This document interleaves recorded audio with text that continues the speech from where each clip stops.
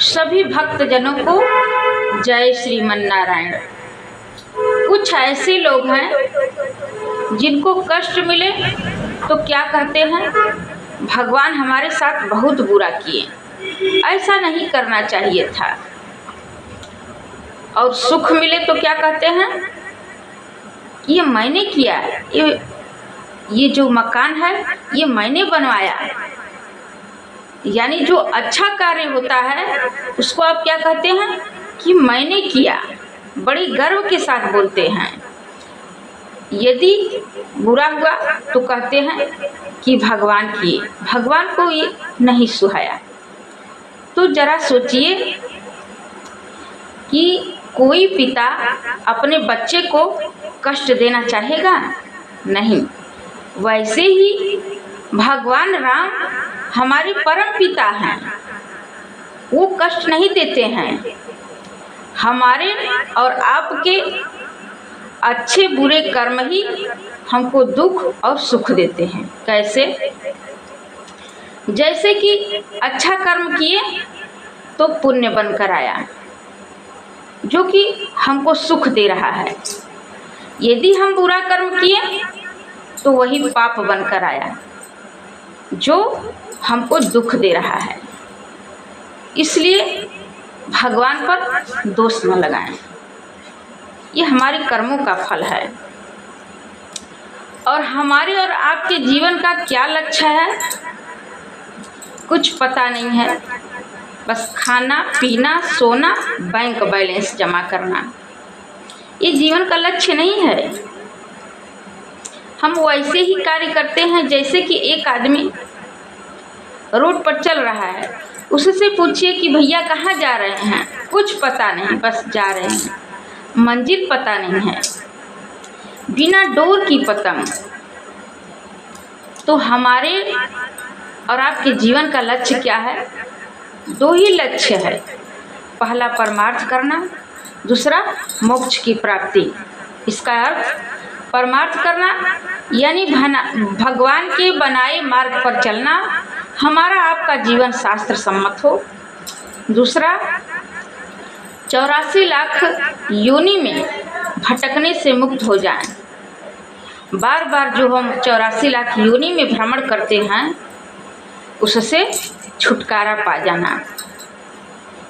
सदियों से यह मन भटक रहा है और आज भी मन भटक रहा है। जब भी आप पूजा पाठ में बैठते हैं तो मन भागने लगता है, यानी इसकी भटकन समाप्त आज भी नहीं हुई। तो इसकी भटकन जाएगी कैसे? भगवान कथा कीर्तन भजन सत्संग से। एक लड़का है, जैसे कि उसका लक्ष्य है हमको इंजीनियर बनना है, उस लक्ष्य से वह पढ़ाई कर रहा है, डॉक्टर बनना है, फोर्स में जाना है, उस लक्ष्य से पढ़ाई कर रहा है। वैसे ही हमारे आपके जीवन का लक्ष्य भगवान की प्राप्ति। जब गर्भ में पुत्र था तो कितना भगवान से विनती करता है कि हे प्रभु हमको बाहर निकालिए, मैं बाहर जाकर आपको याद करूँगा। लेकिन जो ही गर्भ से बाहर आता है तो क्या कहता है, कहाँ कहाँ, यानी कहाँ कहे थे, अपने वादे को भूल जाता है। इसलिए भगवान का अधिक से अधिक नाम लें, क्योंकि इस ज़िंदगी का कोई ठिकाना नहीं है कि पल में क्या हो जाएगा। कभी देखते हैं ना कि जिस आदमी से आज बात किए हैं, थोड़ी देर बाद क्या सुनते हैं, उस आदमी का एक्सीडेंट हो गया, वो आदमी मर गया।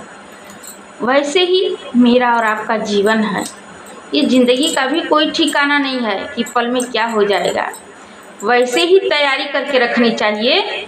जैसे कि हम कहीं जाते हैं तो क्या कहते हैं, अरे जल्दी से तैयारी कर लें, 10 मिनट पहले हम पहुंच जाएं। नहीं तो कभी कभी राजन बस 10 मिनट पहले निकल जाती है, तो 10 मिनट पहले जाकर आप इंतज़ार करते हैं।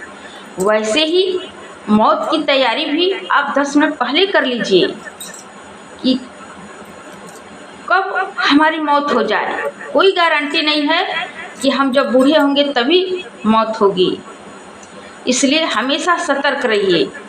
हमारे और आपके पीछे मौत हमेशा घूम रही है कि जिस दिन पूरा हुआ उस दिन प्राण निकल जाएंगे और शरीर रह जाएगा। इसलिए भगवान को याद करें, हर पल भगवान को याद करें और भगवान से यही प्रार्थना करें कि हे प्रभु, दुनिया छूट जाए, पति पुत्र बच्चे छूट जाए, लेकिन हे प्रभु आप मत छूटिएगा, आप सदैव अपनी कृपा दृष्टि बनाए रखिएगा। जय श्री राम।